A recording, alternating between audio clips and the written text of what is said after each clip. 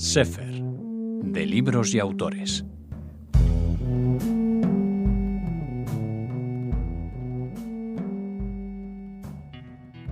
Volvemos a recibir a Javier Fernández Aparicio. Bienvenido, Javi. Hola Raquel, ¿cómo estáis? Muy bien, muy contentos de que seas tú el que nos recomiende esos 10 libros que creemos que son fundamentales para acercarse desde lo literario al fenómeno de la SOA. Ya les hablábamos en un programa anterior de los 5 primeros. ¿Cómo seguimos, Javi? Pues vamos a seguir con otros 5 autores que son imprescindibles, autores en que nos hemos basado sobre todo en los libros que mejor fueron valorados en el Club de Lectura del Holocausto por sus participantes, por sus lectores, puesto que todos estos grandes libros, estos grandes autores, pues fueron leídos en esta actividad. Algo también un poco la prevención para quien ya escuchas el primer programa y luego este. Cuando hablamos de la buena literatura nos dicen, bueno, ¿incluís también ensayos o incluís también incluso autobiografías o, como en el caso de hoy, un libro producto de unos artículos periodísticos? Sí, pero es que están escritos verdaderamente con un genio narrativo, pues que merece la pena en incluirse más como obra literaria que como ensayo propiamente dicho. Ujú. Así que, bueno, después de nuestros 5 magníficos de la semana anterior, vamos Sí, con los otros 5. muy bien. Allá vamos. ¿Por qué autor quieres empezar? ¿Por qué libro? Pues por otro clásico imprescindible a la hora de hacer un listado de estas características, como es La noche de Elie Wiesel, ¿no? Libro escrito en 1956. Elie Wiesel, pues, fue un escritor, periodista, un activista por los derechos humanos, hoy que tanta falta nos hacen, también habría que decir, conocido por ser unas voces de las más representativas de los supervivientes del Holocausto, precisamente. Él fue miembro de una familia judía rumana profundamente religiosa y en 1944, pues tanto él como su familia fueron deportados a Auschwitz. Allí perdió directamente, nada más llegar, a su madre, a su hermana menor. Posteriormente, él y su padre sobrevivieron, pero fueron trasladados al campo de Buchenwald, en donde su padre murió muy poco antes de la liberación del campo en abril de 1945. Un momento muy, muy dramático para Elie Wiesel. Después de la guerra, pues este pasó varios años en Francia trabajando como periodista hasta que se trasladó a Estados Unidos y, bueno, pues se afincaría allí. Estamos ante otro caso como, pues, por ejemplo, tocamos en el mismo de Imre Kertész o el mismo de Ida Fink, en donde tardó más de una década en contar su experiencia concentracionaria. Guardó un silencio hasta que en 1956 publica este libro, La Nuit, La Noche, en francés, estaba todavía en Francia, este relato autobiográfico que detalla los horrores que vivió y sobre todo las profundas preguntas éticas y espirituales que surgieron de su experiencia, ¿no? Él lo hace en un principio de una forma literaria, ficcionada, a través de la vida de un personaje, Eliezer, pero es su alter ego, el alter ego del propio Wiesel. ¿Por qué?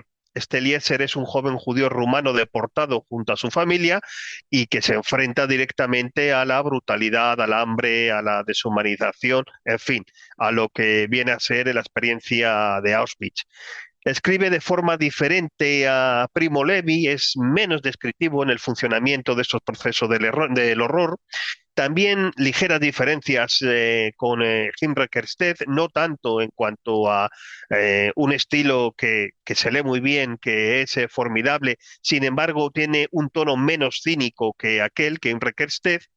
Y en el libro, pues vemos a un Wiesel Eleiser, pues cómo sufre un choque entre esta fe religiosa y la espantosa realidad con la que se da de bruces y de la cual es incapaz de comprender cómo es posible esa deshumanización que le rodea. Así que La Noche es otra de estas grandes obras de la memoria, del testimonio sobre la Shoah. Wiesel busca con ella preservar precisamente el recuerdo de lo ocurrido, evitando pues que esto quede en el olvido. Y hay que decir, bueno, pues que él tuvo una inmensa obra intelectual, escribió más de 50 libros, destacan otras dos de una trilogía del Holocausto, bueno, puesta así más bien por los especialistas y por los editoriales que por el propio Elie Wiesel, con otros dos libros, El Alba y El Día, también posteriores a este. Estos ya son de los años 60, casi 10 años posteriores, y tratan el después. Y sobre todo él es muy reconocido por sus ensayos, muy comprometidos, como digo, con los derechos humanos, con la memoria histórica, y de hecho le valió el Premio Nobel de la Paz en 1986, nada menos y nada más. Ujú. Un autor y unos libros imprescindibles, como también lo es el siguiente del que nos vas a hablar, Javi, es Historia de un alemán de Sebastian Hafner. Eso es. Fíjate, este es el ejemplo más claro de que estamos ante un libro que es una autobiografía, prácticamente unos diarios, y sin embargo, por la calidad de lo escrito, tanto en la forma como con el contenido, pues merece estar en el ámbito de lo narrativo, de lo literario, sin que haya nada de ficción. Aquí, sin embargo, es todo real. Historia de un alemán de Sebastian Hafner, escrito primeramente en 1909, pero editado y publicado en el año 2000. ¿Quién fue Sebastian Hafner? Pues fue un ensayista, periodista, historiador alemán que encarna una rara síntesis de aparentemente personalidades opuestas. Él era prusiano y cosmopolita, era muy patriota dentro de este sentido alemán y prusiano y más después de la Primera Guerra Mundial, pero nunca antisemita. Era muy riguroso en cuanto a sus ideas, pero realmente él era muy brillante también en la forma de exponerla y en su estilo. Muy pocos autores, como digo, hacen accesible y a menos pues unas memorias en donde realmente relatan su propia vida, pero dentro de una historia contemporánea que tiene una gran profundidad de análisis. Aunque la vida en su vida, Hafner pues alcanzó cierto prestigio, su consagración se debe pues a esta obra que él mismo consideró menor y de hecho es que dejó inacabada, ¿no? Era un texto de juventud en sus primeros años de exilio en el Reino Unido que desechó por no considerarlo ni siquiera digno de presentarlo a un editor. Así se publicó por primera vez en el año 2000, Historia de un alemán, porque él falleció y fue un hijo el que encontró en uno de los cajones estos apuntes y el que lo dio a la imprenta y habrá que, desde luego, hay que estarle muy agradecido, ¿no? Como digo, combina ensayo y autobiografía de forma magistral, haciendo una pregunta central que sobrevuela la obra. ¿Cómo fue posible que Alemania se volviera nazi? Hafner trata de responderlo y además su mérito es que no pertenecía a ningún grupo directamente amenazado por el nazismo. Él no era judío, él no era izquierdista, él era todo lo contrario, era un jurista ario para los nazis de ideología, eso sí, liberal, nunca extremista, pero defensor de unos valores burgueses que ya vimos o que ya se conoce que fueron aquellos que alzaron finalmente a Hitler al poder. Este posicionamiento fue precisamente lo que le permitió observar desde dentro, desde cerca, cómo su propia clase social se dejó seducir por las promesas totalitarias nazis, menos para Hafner, porque su instinto moral ético logró que al final no solo se mantuviera inmune, sino que también denunciara esta deriva totalitaria. Como digo, Hafner analiza con muchísima agudeza estas motivaciones que llevaron a Alemania al desastre. Este es un libro excepcional, no es un diario, de verdad que no, parece pura narrativa por su combinación única de análisis histórico y de experiencia personal, por su profundidad. Y hay que decirlo también, porque quien lo lea, pues le va a recobrar una inquietante sensación de actualidad en las conclusiones a las que Hafner va llegando y que muchas veces parece que, por desgracia, lo estamos viviendo hoy día y en tantas partes del mundo donde parece que se empieza a imponer esta sinrazón totalitaria, ¿no?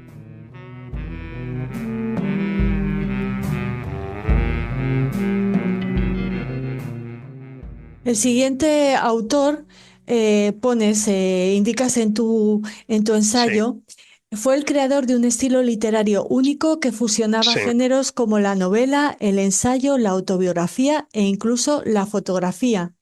con la que efectivamente. acompañaba sus textos. ¿De qué libro y de qué autor nos hablas, Javier? Pues de un auténtico genio, de una calidad de narrativa, de una profundidad de verdad que fuera de lo común, ¿no? Winfried George Sebald, W.G. Sebald, él escribía así, fallecido prematuramente, bueno, tenía ya 57 años, pero por decirlo, en un accidente de tráfico en 2001. De haber seguido vivo, sin duda estaríamos hablando de un premio Nobel de literatura. Sebald, aunque nació y estudió en Alemania en 1970, se trasladó al Reino Unido, donde desarrolló una destacada carrera como académico en literatura alemana del siglo XX. Aquí es donde realmente pues, va a empezar a escribir y en donde vamos a tener esta obra Austerlitz, escrita precisamente en el 2001, muy poquito antes de que falleciera, vio la luz este libro. Un libro con un estilo muy parecido al de Modiano, y Sebald aún así es más reconocible porque esta escritura reflexiva, melancólica, que como digo es parecida a la de Modiano, por citar otro ejemplo, sin embargo está aquí aún marcada más por la obsesión, por el trauma, por el impacto de la historia en el individuo, y como has citado al principio, es que fue uno de los que exploraron las secuelas del Holocausto, de la Shoah, en la identidad cultural alemana de su actualidad, de finales del siglo XX, principios del siglo XXI. También a menudo de relatos que combinan pues, hechos reales con elementos ficticios. El ejemplo es este Austerlitz, ¿no? Que cuenta la relación intermitente entre el narrador, que es un estudioso inquieto, y un viajero, pero del que no conocemos más detalles, y un Jacques Austerlitz, que es un historiador excéntrico, que está atormentado por los fantasmas de su pasado, y claro, este pasado, pues al final se ve que está marcado profundamente por la Shoah, por el Holocausto. La novela de Sebald explora este proceso lento y doloroso de recuperar un pasado bloqueado por una amnesia, no se sabe si consciente o inconsciente, de este Jacques Austerlitz, pero como es habitual en Sebald, la narración tampoco sigue una línea recta, ¿no? Está salpicada de digresiones muy ricas que abarcan muchísimos temas, desde la arquitectura hasta la historia europea y muchos más, ¿no? La fotografía, el arte, pues como digo, de una gran riqueza en cuanto a contenido y en cuanto a fuentes. Sin embargo, todos estos desvíos, todos estos temas están al final impregnados de ecos del tema central, de la materia que es capital, que es la de, bueno, este marcado personaje por el Holocausto, esta atmósfera cargada de unos presagios que prepara al lector para las revelaciones finales, y Sebald, como digo, para mí esta es su obra cumbre, pero es también muy recomendable otras obras suyas donde también toca estos mismos temas como Los Anillos de Saturno o Vértigo. Ujú. Javier Fernández Aparicio, el siguiente título que has elegido puede sorprender a muchas personas. Pues no debería. No debería porque, mira, además, vamos a decir que esta obra que vamos a citar ahora ha sido la mejor calificada en todas las ediciones que hemos hecho del Club de Lectura por parte de sus lectores y de sus Ujú, participantes. ujú. La mejor calificada, por encima incluso de, le cito su nombre, de Primo Levi, que vendría en primer lugar. Bueno, si es posible hacer una calificación en este Sí, sentido, ¿no? sí, sí, sí. Hablamos de Maus, Ujú. de Art Spiegelman, ¿no? Este novela gráfica, a mí me gusta llamarlo cómic, porque yo para mí Claro. tiene. Sí, sí, vamos, no por hablar de novela gráfica estamos hablando de una obra superior, o por hablar de cómic lo estamos denigrando. Es un Ujú. cómic, pero es un cómic genial, de 1992. Art Spiegelman, realmente él se llama o nació como Itzhak Abraham Ben-Zepp en 1948 en Estocolmo. Es un hoy influyente autor y dibujante de cómics de nacionalidad estadounidense. Pero ya vemos que por el nombre, pues la procedencia es muy diferente. Él era hijo de Vlad y Ania Spiegelman, supervivientes del Holocausto, polacos. Él, Spiegelman, creció marcado por estas heridas emocionales y psicológicas de su familia. Estaríamos ante un testimonio novelado, en este caso en cómic, de estos supervivientes de segunda generación, como perfectamente es Spiegelman. El hermano mayor suyo, Richie, murió siendo un niño pequeño durante la Shoah, precisamente fue una tragedia que estuvo presente en la vida familiar, y a esto se sumó el suicidio de la propia madre, Anya, en 1968, incapaz de superar el trauma por el que habían pasado. Bueno, dentro de un estilo underground muy propio y muy propio sobre todo de la década de los 60, Spiegelman desarrolló su propio estilo que combinaba una profundidad emocional con un enfoque más experimental. Esta es su obra más reconocida, digamos, es el culmen, Maus, como digo, una novela gráfica o cómic que fueron en un principio apareciendo en entregas semanales, donde narra la experiencia de sus padres durante el Holocausto, mezclando entrevistas, autobiografía, historia y la curiosidad, que es la más distintiva, donde los judíos son representados como ratones, los nazis son representados como gatos y los polacos como cerdos. Ahí lo dejo. Ha sido una obra muy premiada, por ejemplo, le valió el Pulitzer en 1992, pero también ha sido una obra muy censurada y en varios países y por diversos motivos, ¿no? Ujú. En Israel, en Polonia, en Rusia e En incluso en los Estados propios Estados Unidos. Unidos y Ujú. no hace tanto, ¿no? Ya, Porque y de allí una manera, permíteme, sí, Javi, muy censurable, ¿no? Muy particular, y ahora lo cuentas, me muy imagino. particular, sí. Sí. Sí, bueno, por no extendernos mucho, pero la censura no venía tanto por la historia, venía por dos motivos. Cuerpos desnudos, en este caso de ratones, y en la otra porque podía impactar en los lectores lo que allí se estaba narrando, entre ellos esas pilas de cuerpos desnudos de asesinados en el campo de exterminio, ¿no?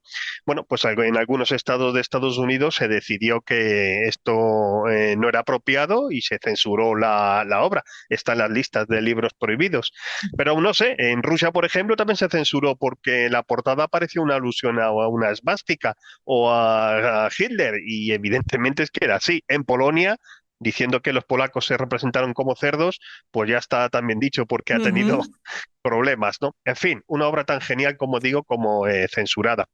¿Por qué se titula Maus? Maus es en ratón en alemán. Él nunca lo ha aclarado Spiegelman, pero es quizás la explicación más plausible del título. Es una narración a través de un flashback dibujada exclusivamente en blanco y negro, no utiliza en ningún momento el color, y la historia entrelaza, pues, por un lado, la difícil relación del propio Art Spiegelman con su padre Vladek en su actualidad de los años 90 y los recuerdos de este sobre los horrores de la Shoah. La obra final, esto como he dicho, pues se fue apareciendo por entregas semanales durante muchos años, es de 1992, pero miremos, Spiegelman dedicó más de 13 años a recopilar material, a entrevistar a su padre y dar forma al final a toda esta historia. Ujú. Un detallín que para mí Que dice mucho y sobre tiene, todo, sí, sí, tiene conexión personal, ¿no? sí, porque es el reconocimiento, desde luego, a esta obra, que a mí de verdad también me parece de una grandísima magnitud en muchos aspectos, no solo en la memoria de la Shoah, ¿no? Es que el título de nuestro espacio en Radio Sefarad, Metaescritura de la Shoah, pues Ujú. se debe precisamente a una obra posterior de Spiegelman, que es Maus, Metaescritura, que lo que se dedica es a mostrar precisamente ese proceso arduo de redacción de Maus, el qué hay detrás y cómo la propia vida del personaje, del autor, perdón, y su trabajo hacen posible y explican gran parte de esta obra, que es lo que tratamos también nosotros de explicar en algún momento, ¿no? Cuando hablamos de nuestros libros y nuestros autores. Que un espacio que sin duda, ya saben, les recomendamos. También es muy recomendable leer Eisman en Jerusalén de Hannah Sí, Arendt, porque se habla tanto de este libro, se habla tanto de esta autora y me temo que mucha sí, sí, gente ni lo ha leído, Javi, ni lo sí, conoce en profundidad, ¿no? Se queda un poco con ese concepto de la banalidad del mal sí, que bueno, que se ha utilizado muchas veces de manera incorrecta. Bueno, este es el incorrecta, sí. número 10 de esta lista que que has elaborado. Sí, también muy importante porque aquí lógicamente estamos tratando de la figura del verdugo, ¿no? Que, bueno, pues es también necesario conocer lo que significó en este proceso y sus por qué. Claro, la figura de Hannah Arendt, pues es que es monumental y su obra, pues igualmente, ¿no? Es muy difícil decir que alguien es especialista o ha leído todo, pero como tú también dices, pues Eichmann en Jerusalén no creo que mucha gente lo haya acabado de leer y más bien seguían, pues, o bien por documentales, a veces por alguna película o directamente por alusiones a esta misma obra sin profundizar un poquito más. ¿Quién era Hannah Arendt? Bueno, sobran casi todas las presentaciones. Una pensadora clave del siglo XX, autora de multitud de obras esenciales para entender el fenómeno, sobre todo del totalitarismo, sobre todo del nazismo en Alemania, pero más allá. Nació en Hannover, en el seno de una familia judía, fue discípula del influyente filósofo, también polémico por su relación con el nazismo, Martin Heidegger, con quien se supone que mantuvo una relación intelectual y posiblemente sentimental, y en 1936-33, tras ser detenida por los nazis, pues y después liberada, Haren, con muy buen criterio, decidió marcharse a Estados Unidos, lo que sin duda le salvó la vida durante la Shoah, trabajando ya allí como profesora universitaria, pues muy reconocido. Este libro, Eichmann en Jerusalén, es producto de que en 1961 ella viajó a Israel para asistir al juicio de Adolf Eichmann, concretamente en Jerusalén. Eichmann fue este funcionario nazi encargado de la logística del Holocausto, incluyendo la coordinación de transportes hacia los campos de exterminio, o el organizador de la conferencia de Wannsee, donde se diseñó la solución final y en donde, bueno, pues también tenemos últimamente un par de películas, hablo últimamente, la última década, un par de películas también muy interesantes sobre lo que significó esta conferencia de Wannsee. La obra, Eichmann en Jerusalén, nació de una serie de artículos que ella fue escribiendo al respecto del juicio para The New Yorker. Era una crónica del juicio, como digo, y una profunda reflexión filosófica a la cual llegó ella como conclusión del mismo sobre la naturaleza del mal. Por eso el subtítulo de Eichmann en Jerusalén es quizá por los que más se conoce la obra, ¿no? Un estudio sobre la banalidad del mal. También es verdad que es la parte más polémica de la misma, sobre todo en su tiempo, no tanto ahora, porque hoy la premisa de la banalidad del mal está aceptada. Bueno, ¿qué es esta banalidad del mal? Como tú dices muchas veces que la gente lo entiende mal, no significa que el mal sea banal o que valga todo y que hay que acostumbrarse a esto. No, no. Hannah Arendt introduce este controvertido concepto argumentando que Eichmann y otros gerifaltes nazis no era un monstruo, no eran monstruos demoníacos, sino muchas veces burócratas ordinarios que actuando sin cuestionar las órdenes que le daban ni reflexionar éticamente sobre el objetivo y al final las consecuencias de la misma, pues acaban facilitando en este caso uno de los mayores crímenes de la humanidad como fue la Shoah. Pero además es que el libro no se queda solo en la banalidad del mal y no solo fue polémico respecto a esto. Analiza la figura de Eichmann y también critica el papel de los consejos judíos en los guetos, a quienes Haren señaló como colaboradores involuntarios en la ejecución de las políticas nazi, ¿no? Pero calificó también este papel de los consejos judíos como el capítulo más oscuro en toda su oscura historia. O sea, bueno, pues una responsabilidad también en lo que aconteció. Asimismo, también en el libro se examina la responsabilidad final colectiva de lo que es la sociedad que permitió que ocurriera esta barbaridad, esta catástrofe, frente a la responsabilidad individual de una única persona que por sí poco puede hacer. Pero en sociedad sí que hubiera sido posible parar estas atrocidades y sobre todo también expone al final otro tema que hoy también sería de cierta actualidad, ¿no? Que son las simpatías que el propio Adolf Eichmann encontraba en algunos círculos árabes entonces con inclinaciones bastante antisemitas. Así Ujú. que leer a Haren es también leer un trabajo de actualidad, a pesar de que ya han pasado, pues fijemos, no, cerca de 60 años, no, más de 60 años, 62, desde que se escribió esta obra. Exactamente. Javi, un esfuerzo de síntesis que te agradecemos, muy difícil escoger estos títulos. No son todos los que están, pero no es al revés. No están todos los que son, Los que son, pero son pero todos los son que todos están. los que están. Y además, Eso es. si me lo permites, seguro que nuestros oyentes me agradecen que añada un bonus, otro libro muy especial que nos habla de la Shoah, bueno, de historias de esta Shoah, de historias de intrahistoria desde el mundo del libro y la escritura. Es Letras Culpables que Ah, firmaste y sí. que de verdad le recomendamos y que te pido brevemente que presentes a los que todavía no han tenido la suerte de leerlo.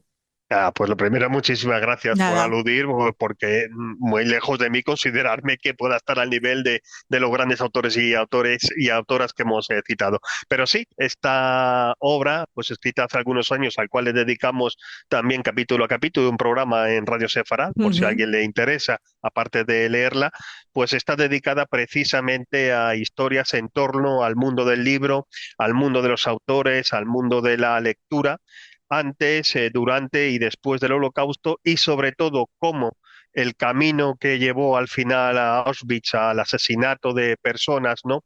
Pues fue pavimentado en un principio por la censura, por la persecución de estos libros, por la persecución de estos autores y bueno, pues esa máxima, ¿no? Allí donde se acaban quemando libros, pues acaban al final haciendo lo mismo con las personas.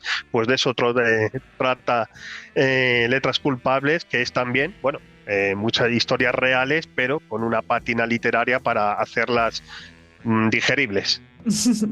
Pues muchísimas gracias, Javier, por Letras Culpables y por este decálogo tan importante, tan necesario que nos has traído aquí a Sefer de Libros y Autores. Hasta el próximo programa y ustedes, por favor, hagan caso a las recomendaciones de Javier Fernández Aparicio.